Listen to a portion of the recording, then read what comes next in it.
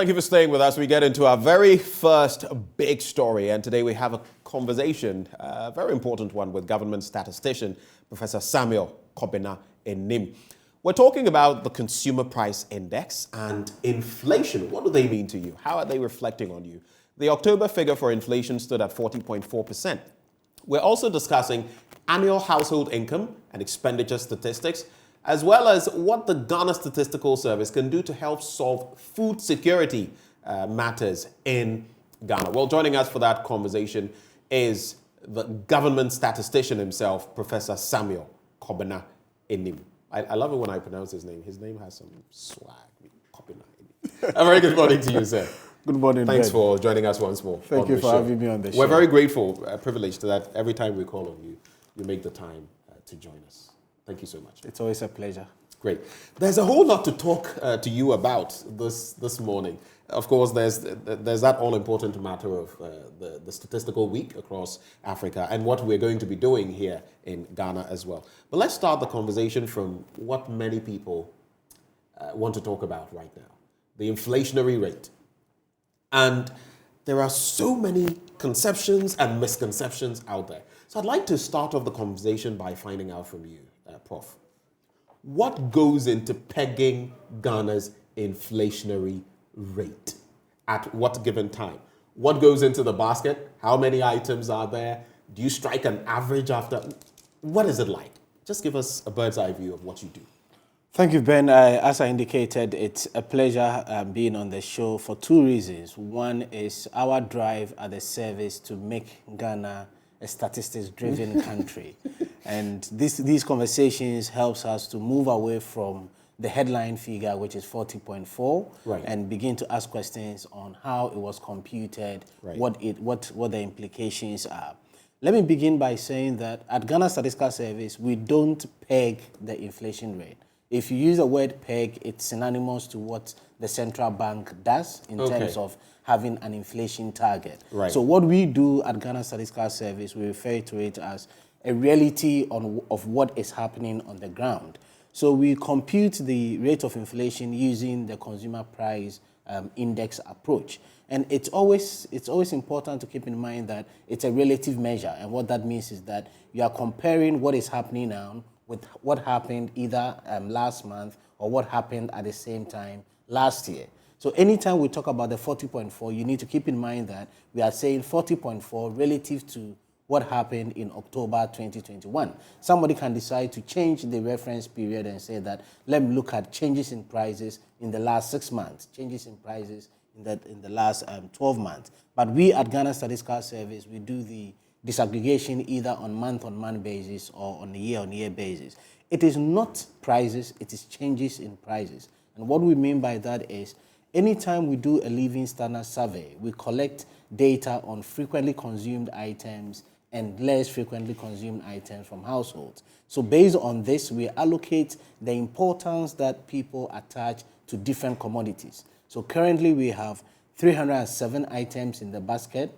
And when we are computing inflation, the three variables that we use for the computation are the weight, that is the importance that Ghanaians put on different items, the prices, and the quantities. Let me give you a typical So weight, prices, and quantities. Just a quick one. So when you're talking about the weighting, for example, we consume a lot of rice in this country. Is that what you're referring to? Yes. So the importance to maybe, exactly. Is it a staple? Exactly. So if you take the 307 items, all of them have weights, and if you put all of them together, it should give you 100%, because we want to look at the relativity. And the item that has the highest weight in our basket is bars and trotro fares, which has a weight of about 5.29, almost 5.3. Does that explain why we've seen practically for the last few months, it's always one of the top figures impacting, the general inflationary rate? Indeed, in October, we saw diesel showing the highest price change of 155.6, followed by petrol showing a change that is a year-on-year change of 111.9%. Relative to their weight, petrol has a higher weight of 1.4 than diesel with a weight of 0.2, because most people are on petrol. But what we always talk about as statistical services, for you to think about what the terminology pass-through effects. So if you take changes in diesel, changes in petrol, What we mean by the pass-through effect is what is going to happen to bus and trotro fares. Right. So you are not going to see the impact only on the change in the price of petrol, but you're going to see that trickling down effect on other items in the basket. But immediately we calculate inflation for that particular month, we are picking the effect of the changes in that price for that particular month. But subsequently, it's going to have a rippling effect because of the terminology, the pass-through effect. Right. So we have 307 items that we have in the basket. And I want to emphasize the fact that we all have different experiences with inflation, given our basket. So if you go into the 307 items, then you're going to select certain items relative to your lifestyle. Right. I'm going to select certain items relative to my lifestyle. Right. So all of us are experiencing different effects of the inflation depending on the item that we have in the basket. And we are taking advantage of the African Statistics Week. And on Wednesday, we're going to do an exhibition at the Accra International Conference Center, where people will come in, they will tell us their basket, and we're going to calculate their different inflation rates for them. Indeed, we've reached an advanced stage where we're going to have an app on our website, which is going to be called the Personal Inflation Calculator. So if you go in there, you're going to select your items, and you would realize that we have different experiences with inflation. But at the national level, for policy purposes, it is important we average our different experiences so that we can get a national figure. That is why nationally it's an average of 40.4, but given our different experience, given the different items in the basket that we're going to choose, we're going to have different inflation rates. So that's interesting. I mean, definitely the point you made about each one of us having personalized inflation makes sense. And it's something that even without being a statistician, some people would have come to realize by now. Because if there's someone who is buying, and I'm going to mention some brands, the Horlicks and the cereals and all of that, you look at the prices and the way they've escalated. In fact, all of these are imported. So, of course, we are looking at homegrown inflation and imported inflation. And at least though homegrown inflation is catching up, imported inflation is higher. So you would look at that and see that, okay, person X would definitely have a higher inflation than someone who is buying the ordinary plantain and the rest on the market. And it also makes sense then, because some of these are our staples, the rice, the oil, and some of the basic chicken. So you would see that that effect will definitely, trickle down the system. But having said that, this personal inflation calculator, you're saying it's going to be open to everybody? Yeah. Not just those who will come to the Accra International Conference Center? I mean, on Wednesday, we're going to do a demonstration of it, but moving forward, we're going to have it as an app on our website. So you go in there and you select your basket and you see how your inflation compares with the national figure. So you're telling me basically that while we stand in October at 40.4%, I could key in. So I'm purchasing petrol. Maybe someone is not driving, so the person isn't purchasing that. So that will be off the person's list. But then transport fares will come in. So that person will put it in for transport fares. I will put in for someone who is purchasing petrol and all of that. Yeah. And technically, my inflation could be, say, 100%. While nationally, it is 40.4%. My personal inflation could be about even 200%. Correct. Depending on what I go for. Correct. Absolutely. And somebody would have an inflation rate of 1%, depending on what the person is consuming. And what we do nationally is to strike the average. Let's look at that average that you speak of. Regionally, when you look at the regional breakdown of what you gave us, it's interesting because at least for 2 months back to back, I don't know whether it extends beyond that, we've seen the eastern region, interestingly, because people would think that, Accra is the hub of everything and things are more expensive here. We've seen the eastern region top with over 50% now in terms of inflation. The Greater Accra region is next. Also interesting, the Ashanti region is not even in the top 4. I didn't see them in the top 4. What explains these dynamics? Okay, so again, thank you very much, Ben. And this is what I said. It's the disaggregation that matters. Let's keep 2 things in mind. One is the rate of inflation, and the other is the contribution to inflation. If you talk about rate of inflation, you're absolutely right. Eastern region had the highest rate of inflation of 51.5%. Again, you need to look at it at the disaggregated level in terms of food inflation, non-food inflation. And Volta region had the least inflation rate of 25.8%. But when you talk about the contribution to inflation rate, Greater Accra, Ashanti region contributed more to the inflation rate than Eastern region. And the reason is simple. Greater Accra has a weight of 28.3%, almost 30% of its weight. That is, if you sum the weight across all the 16 regions, Greater Accra has almost 28%. The Greater Accra region alone? Yes. Wow. In terms of its weight. Okay. Then if you look at its contribution to the 40.4, Greater Accra contributed 34.7. So it contributed more than a third to the inflation rate that we saw in October. Although Eastern region had the highest rate of 51.5%. And Eastern region has a weight of just 10.3%. Ashanti region comes second, then Eastern region. So Eastern region did not contribute the most to the 40.4 inflation rate, although it had the highest inflation rate of 51.5%. The other thing that we need to think about is Central region had the highest food inflation.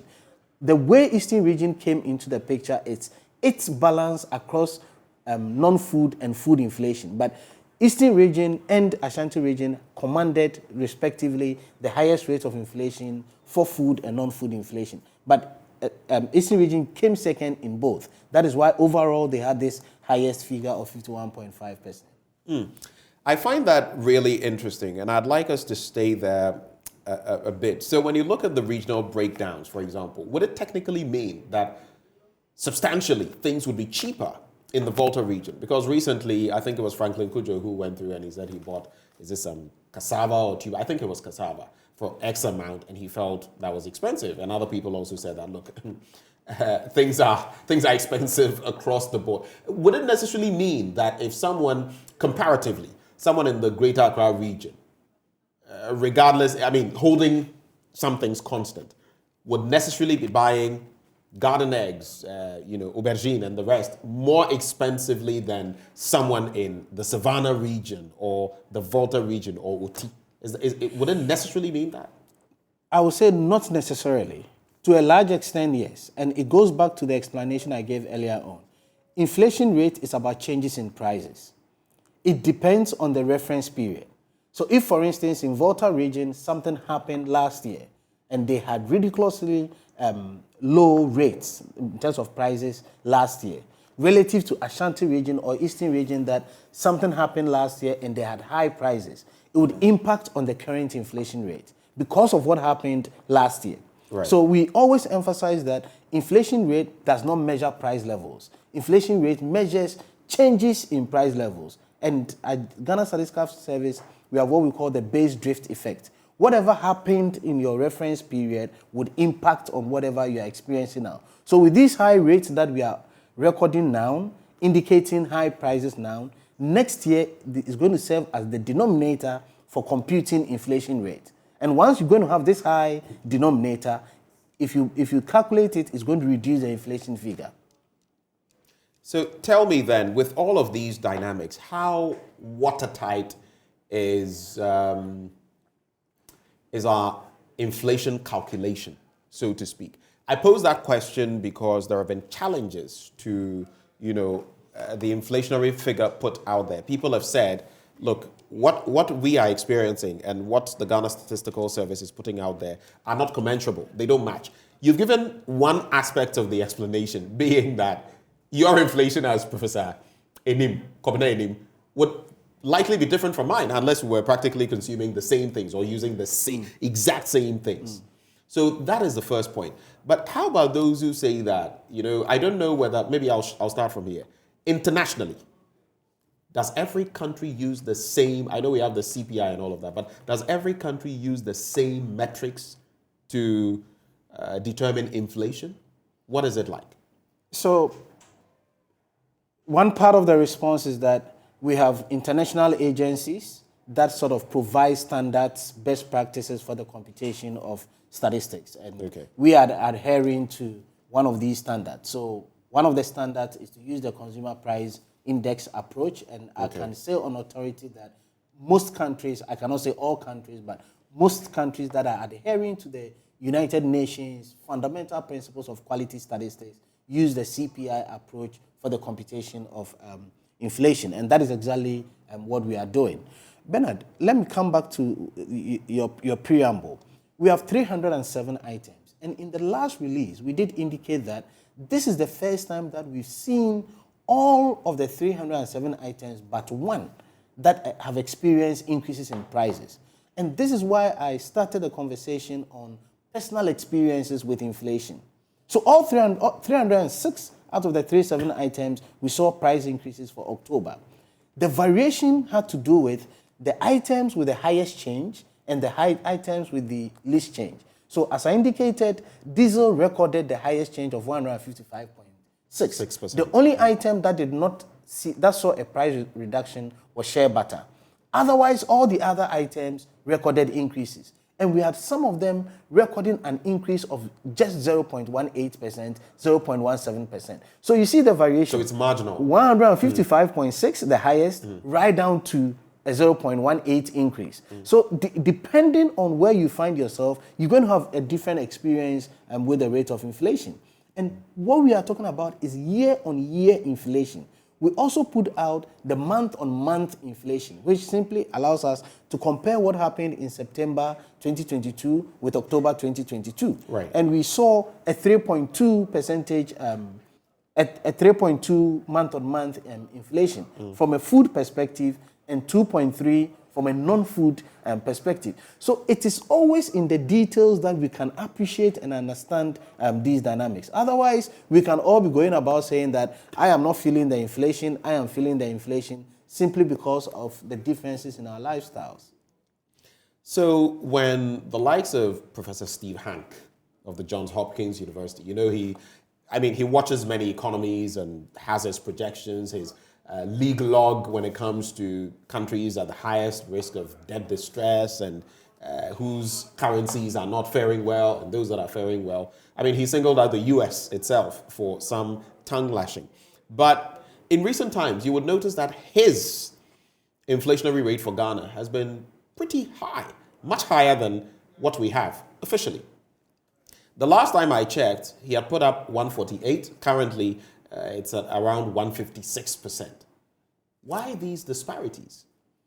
So again, it's we understanding the variations in the methodology before we can speak to the numbers. As I indicated, we use the consumer price index approach, which simply says that we define a face basket, 307 items. We find out how these items are important to persons in Ghana. And on a monthly basis, we go to the market to collect data on prices, quantities, and also using the weight, as I explained earlier on. Ben, what Professor Steve Hanke does is what is called the purchasing power parity approach. And essentially, he's assuming that every commodity is internationally tradable. Every inflation that you can think about only goes through exchange rate effect. And this is simply not right, because it's not every item that would harness the full effect of exchange rate. So if an item is internationally tradable, then you see why, because if you are importing that item, then you can see why you can have the inflationary effect. But other items like Kobe, transport fares, and so on are country specific. The effect of the exchange rate would not be the same across all these commodities. So all that he does is to pick the exchange rate, the extent to which the city is devaluing, and then on the basis of that, calculate inflation. So it's more of a PPI, purchasing power, PPP, purchasing power parity. That is all situation that he's doing. So your currency has depreciated by 54% as of now. These will be the consequences on your purchasing power. That's all that. Is it erroneous then for him to do that? It's erroneous. As I said, it's not consistent, one, with the international standards. And let's think about it. It doesn't reflect the reality in the country. It doesn't take into consideration the relevance of these items. Now, if an item is not internationally tradable, you need to find some means of giving a price to that commodity. As I indicated, transport fares in Ghana would not be the same as transport fares in Nigeria. What you are going to pay for every kilometer, every 3 kilometers, it's very country specific. And the only way you can get it is if you are going to the market on regular basis to collect data on these items. Using the purchasing power parity approach simply means that every item has the same effect anytime exchange rate varies. And that is not true. I mean, if I'm doing from my farm to my dining table, the effect of that will definitely be different from somebody who is doing imported rice to the dining table. The effect of exchange rates would vary. So exchange rate has been identified as not a good measure for calculating inflation rate. That is why internationally it's encouraged that you use the consumer price index approach. Okay, having made that point, I have had some, speakers for government also contest him and say that, no, it can't be. I don't know whether I've heard the vice president on that. But are you saying then that over time, let's say over the last 10, 15, 20 years, with the same model we're using is what we've stuck to, and that is what was reflected over these last, let's say, 20 years. Can you confirm that? No, I can confirm that. It's the same model we're using. I can say that with authority. Ghana has stuck with the consumer price index approach. And indeed, Bernard, as I've indicated... It's actually Benjamin. Sorry, Benjamin. Pardon me. As I've indicated, statistics is about transparency. And that is where you get trust. And that is why on Wednesday, we're going to put out all our price. Come in. Let's walk you through how the computation is done. As I speak to you, I can share with you all the weights, all the prices across all the 307 items. And we open it up for people to calculate it and attest to that fact. If you get into our database and you see any price that is not consistent with what you think is happening on the market, you draw attention to it. And that is what Ghana Statistical Service is up to now. Okay, so but even that brings to mind another crucial point. Looking at the fluidity of prices right now. Look, I went to purchase an item a week or so, no, about 2 weeks before I traveled, briefly. And the item was around 416 cedis. When I came back about a week after that, so that was what, 3 weeks, a little over 3 weeks, it had doubled. It was 800 plus cedis. So looking at the fluidity of some of the prices, even petrol, some will tell you that you go and buy it in the morning at this price. By the time you go in the afternoon, the price has changed. How do you keep track? How are you able to, stay on top of those figures? So again, these are very important questions, and please let's encourage people to read our methodological guide. It explains all these in detail. We collect prices on monthly basis, and we collect prices in the first week of every month. Okay. So what that means is that the rates that we put out there for October is reflective of changes that happened up until the first week of October. Any price change that happened from the second week of October to the end of October to the end of October would be reflected in the November release, which we are going to do in December. And this is why we explain the pass-through effect. So if something changes in the second week of October and it remains as it is till the first week of November, we're going to pick that up when we collect our prices in the first week of November. If that item has pass-through effects, we will not exhaust the pass-through effect until it's gone through all the different items, as I explained with petrol. So I hear a lot of people saying that in October, a lot of things have changed. But the point that we are making is that all those changes that we saw in the second week of October, if we do the release in December, for November, we're going to pick up all the effects. And let's keep in mind that you would only see it if you compare it with the same period last year. Right. If you're comparing it with January, your calculation will be different because we are doing a year-on-year change and a month-on-month change. Okay. Staying on that point then, you've spoken about Professor Hank's PPP model and how it's not appropriate in our context. But then, do you feel, with all the talk about inflation is high and inflation is this, do you feel then that we politicize it? And here's where I'm coming from. A few years ago, and I apologize for having to do this, but our political elements and what they say feeds into this. A few years ago, we heard our current vice president say he challenged the Ghana Statistical Service and the Bank of Ghana, asking them to come clean on the credibility of the country's inflation, official inflation, and exchange rates. And he raised this concern. He wrote an article and says, the Bank of Ghana rate couldn't possibly be true. Where in Ghana today can you buy $1 at close to 3 cedis and 3 pesos? The reason I'm bringing this in, that's the very same thing that Professor Hank is also leveraging. The bit about the exchange rate and how this impacts items, consumables, generally down the ladder. So then, is it that sometimes political elements or leaders get it wrong? Because if it's right then, it should be right now, right? I mean, I wouldn't be tempted to get into that debate of political element and how they do things, but I'm going to approach it from... So let's look at the approach. What is said here about doubting the official rates? Would it be valid? That's what I'm coming to, Ben. Let's approach it from the perspective of what we are doing now as statistics. And I'm going to share with you just two things. Ghana Statistical Service is a state institution, Bank of Ghana is a state institution, and obviously the presidency is trying to get things right for all of us as a country. What we've not done in the past is what I said earlier on, the extent of transparency and the extent to which state institutions engage. As I speak to you now, we are regularly engaging the central bank in how we are computing our inflation. What we did just last 2 weeks was to bring all the media, our colleagues in the media space together and say to them that if you take the exchange rate from a time series point of view, and you take inflation from a time series point of view, and you do a simple analysis between exchange rate and inflation rate, you get a figure of about 30%. And that is the extent to which our data points to the relationship between exchange rate and inflation rate. So for somebody to come out and say that exchange rate should be the sole indicator for computing inflation rate is erroneous. And this is what I tried explaining to you earlier on.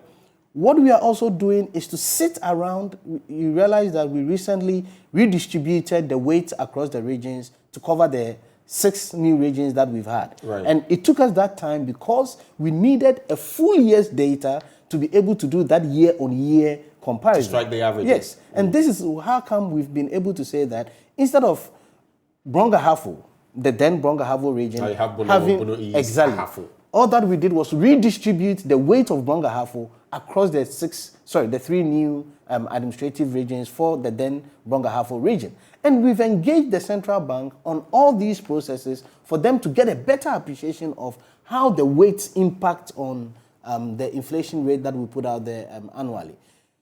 I can confidently say that we have engaged the presidency on what we should look out for if we really want to bring down inflation rate. And they do appreciate the impact that fuel price changes is having on them, is having on, the cost of living and other commodities. Indeed, there is a behavioral side to the inflation rate that we all should appreciate. And that behavioral part is the instinct for sellers to, not based on any reason. Arbitrarily, that's the word I wanted, increase prices. And it's so unfortunate that people now wait on the inflation figure and say that based on the inflation figure, I'm changing prices, which indeed is the reverse because it's the changes in prices that is happening on the market that we are reporting. Yeah. And this is the kind of education that we want, especially the Ministry of Information, to put out there. And indeed, that is also impacting because sometimes, look, there are some, I also saw a video of someone selling palm oil. And the person was questioning. I said, palm oil, dear, we don't import it into Ghana. So why are you also hiking your prices by this much? But the person could also tell you, transporting it and all of that, which is where all the things you are talking about come through. Quick questions before we get to the African Statistical Week. You spoke about Ghana having being a statistics-driven nation. I would like us to talk about that in terms of how we can achieve it in auditing policy and all of that. You started talking about it. I want further detail. I also want you to confirm this for me. Have we then had an increment in our inflation 17 months straight? Is that correct? We started seeing an increase from October 2021, so it puts it so that would be 12 October, November, December. Then another 10 months, so 13. 13 months, all right. So before you get to the statistics-driven nation, planting for food and jobs, I'm sure you've seen recently, because we are talking food security as well. Their drive to sell food at the ministry and all of that, source food from Sishiri also and other places. Based on what you've told me about inflation and the distribution, is that practical in terms of reducing, I don't know how to put it, but carting goods to Accra from a place like that? Would it do anything in terms of combating inflationary prices on that specific item? Would it do anything to beat down inflation? I mean, definitely. As I indicated, inflation is simply a market-driven approach. It depends on what people want and what you are putting at their disposal. So once you have more on the market, then the suppliers, the sellers would start competing among themselves. And because agricultural produce are highly perishable, they try to beat down the price. So that is the economics of it. The concern that I have, which relates to what I said earlier on making Ghana a statistics-driven country, is to what extent would it reduce inflation? Okay. And in what commodities are we closing that gap? And whether our taste and preferences would allow us to respond positively to that. Okay. So this is what we always need to think about.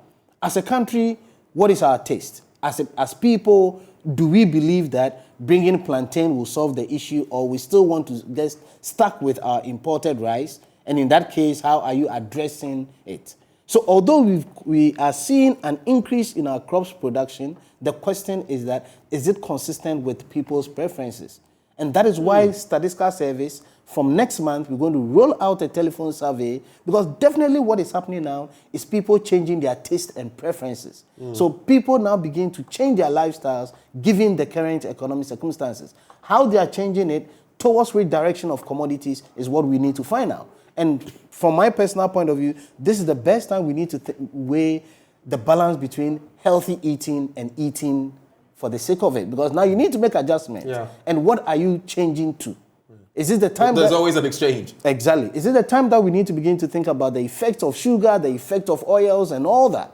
And this is what comes back to the issue of food security. And a lot of people are struggling to get a connection between increases in our crops, which one would argue that is driven by the planting for foods and jobs agenda, relative to what people really want to consume in terms of a healthy eating.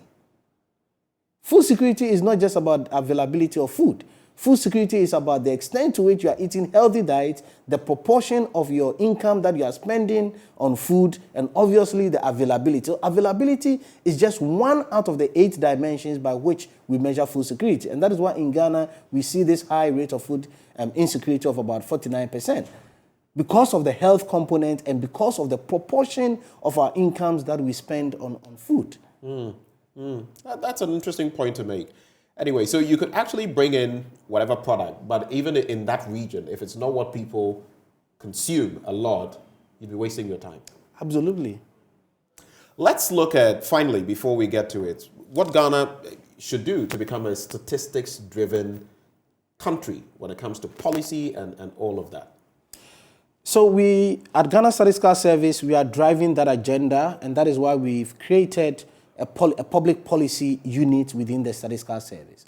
I can say on authority that if you take all our policy documents, most of them do not have statistical targets. The few that have statistical targets, nobody monitors it, nobody audits it, and how realistic those targets are is not a subject for discussion. And this is what we mean by making Ghana a statistics-driven country. I recently engaged with the Ministry of Local Government, Decentralization and Rural Development, they are currently looking at their urban policy. And my priority recommendation was, let's make the new target statistically driven. And the only way you can do that is that as a country, now it's urban population of 56.7%. What do we want as a country? What is ideal for us as a country in terms of urbanization? What proportion of our people should live there? As the government studies... Because you obviously can't have everyone move from the rural areas into the urban areas. And we should have a policy. How are we going to feed ourselves, for example? Exactly. Right. And as the government statistician, one of my biggest concerns has to do with these rates that we are talking about. What is the ideal unemployment rate that we want as a country? Now we're talking about an unemployment rate of 13.9. Right. And I refer to this as politicization of statistics, because if it goes up, we talk about it. If it comes down, we talk about it. But as a country, what do we want? What is our threshold when it comes to statistics? That's an interesting point you make there as well, because in other jurisdictions, the US and others, I've seen this go up to about 3-4% in other places, and there's hue and cry about, hey, unemployment rate is too high. While here so it's important that we have some sort of standardization. This is what averagely we look at, If we get below it, fine. If we get above it, these are the indicators. How difficult a task do you feel that is going to be, looking at the generality of our policy? I think that responsibility really rests with us, that is Ghana Statistical Service, like we're just doing now, to push the policymakers to really think about what we are doing with statistics. I'll give you a typical example. We've tried to move the conversation away from unemployment because at Ghana Statistical Survey, we are saying that what we should be thinking about is vulnerable employment rather than unemployment. So we have to guide the policymakers in terms of what they have to look at. It's a country which is highly informal. Earlier on, you asked me whether our computation of CPI inflation is consistent with international standards. We push for international standards and also push for contextualization. What should we measure in this country? If you are measuring unemployment by simply asking somebody, in your reference period, let's say the last 7 days, did you work for an hour with salary? And the person sold oranges for 1 hour, hawked, the person says, I'm employed. And then we capture it as part of our employment and we exclude that person from unemployment. So we need to begin to think about vulnerable employment, which we give a very simple definition to it by saying that, are you working in an environment where it's contract-based, it's pension-based? Are you your own self-worker, or are you contributing to a family work? So once you are contributing to a family work, you are your own worker, self-employed without employees, then clearly we tag you as somebody who is in a vulnerable employment. You see, if we don't deal with these things at the micro level, that is what makes the whole country fragile. And with our people who are employed, about 2/3 of them are in vulnerable employment. So anytime there is a little shock, like COVID-19, like the Russia invasion of Ukraine, then Ghana becomes vulnerable, fragile, and then it affects all of us because there's lack of security in all that we do. There's no long-term agenda to take us through what we need for transformation. So that lack of statistical planning is biting us. And even another end of the conversation that comes to mind when you talk about unemployment, underemployment, where you can have people skilled. I mean, imagine a trained medical doctor who is doing blue collar, so let's talk welding, for example.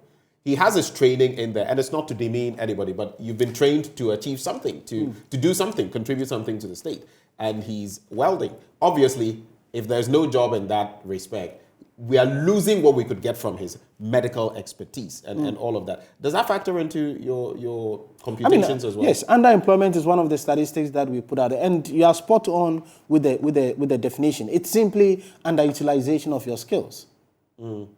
That is simply what it is. And the other side would be, if you want to literally give it a definition of the number of hours that you are putting your potential skill to.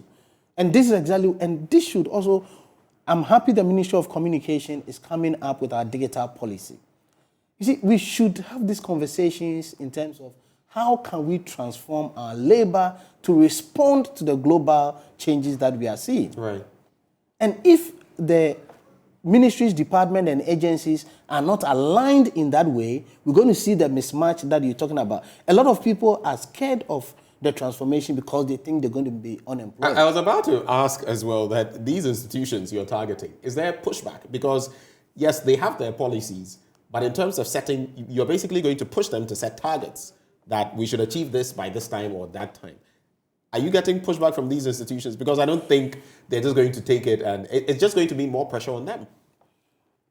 I'm going to be blunt in this sense that I'm yet to get a formal reception of this policy. And why I say that is the things that I talked about during my inaugural lecture. And Ben, I put it out there strongly that a lot of countries have what they call the National Productivity Board.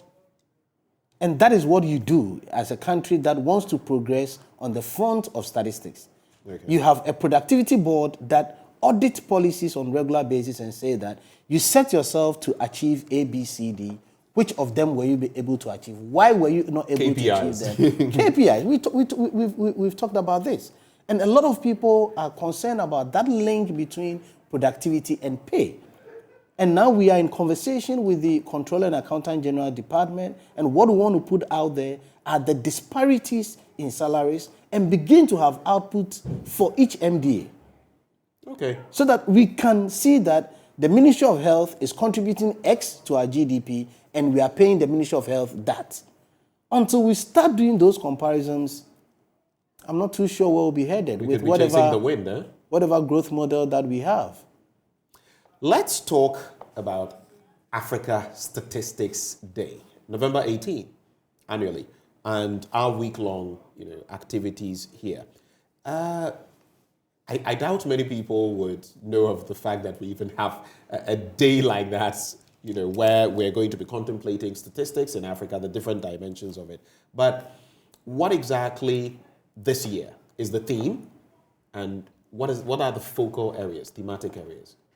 So this year's theme is on generally agricultural statistics, and the way the continent has crafted the theme is, and I like that word so much, having resilient agricultural statistics, having resilient food security statistics, and having resilient nutrition statistics. That link and the word resilient is what we are focusing on this year. What that simply means is that we need to assess our agricultural statistics and see whether it's been volatile or not. And I can say on authority that it is volatile. And this is related to what I said earlier on. The economy itself is fragile because we are easily hit by external shocks. Right. And one of which is agricultural statistics. So today you see crops growing at a rate of 9.4%. The next time is 8.4% on a quarter-on-quarter basis. And currently crops, we are saying it's contributing, is growing by 4.5%. So clearly our cultural statistics shows volatility. So what we seek to achieve on the continent is how do we make these statistics resilient? And the only way we can make the statistics resilient is how responsive we are to policy interventions from the agricultural sector point of view. Now we are seeing enormous growth, but the question is, can it be sustained? Then the next question is, how do we link agricultural statistics, crops production, to what I said earlier on, food security and to nutrition? If you are not eating healthy diet, if you are not growing what people want to consume, you will never see that link between agricultural statistics in terms of crop production and food security. You're not going to see that link with nutrition. And that is why the high rate of stunting, underweight, and overweight that we have should be a matter of concern, and see how we can link agricultural statistics to these outcome variables.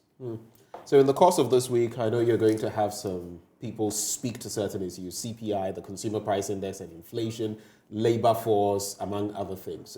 Tell us about some of these thematic areas. So let me start with what is going to happen on the very day that is the African Statistics Day. And that is the 18th. That is the 18th, which is Friday. As a service and as a country, we've deemed it important to get somebody from the academic space to come and tell us where we are with our agricultural statistics, the statistical targets that we talked about. So what we expect this speaker to do is to take the planting for food and jobs, for instance. Look at the statistical targets in there. One, tell us whether they are available, tell us whether they are exhaustive, and tell us whether they can take us to where we want to go in terms of the transformation that we want to achieve. Because if you don't think about the statistical targets in our policy documents, we wouldn't know where we are headed. Ben, there are three things that I talked about earlier on, and one of them I want to emphasize, I want to repeat it here. It's about addressing the inflation rate from a stocks of grain perspective. And I say that as a country, we don't know where we have yam and in what quantities we have yam and what type of yam. That is what stock of grains does. You earlier on made a point. We don't know the build-up cost, even with our imports. So, for instance, if you get a bag of rice landing at any of our ports and is captured, what is the cost build-up to the final market? If you don't know the cost build-up, policymakers will not know whether to target the cost of the import, which will be affected by exchange rate, or deal with the intermediary, which is going through 10 hands instead of to the cost. This is exactly what we want to do. And that is why we are going to put out statistics, or we are pushing the Ministry of Food and Agric to have the stocks of grains. I'm happy an authority is going to be set up in that regard and eventually going to achieve that. The other thing that we talk about is our vulnerabilities when it comes to commodities. There are some commodities that Ghana relies on only one country when it comes to importation, and there are certain commodities that Ghana relies on only one country when it comes to exports. If you don't assess the fragilities of these countries, any shock that happens in those countries would affect us. And that is the statistics that Ghana Statistical Service is going to put out there. So on Wednesday, we're going to do a data fair at the Accra International Conference Center and show some of these experimental statistics. I call them experimental statistics because they are not statistics that have reached international recognition that we have a standard in measuring them. So for instance, internationally, we put out our trade balance.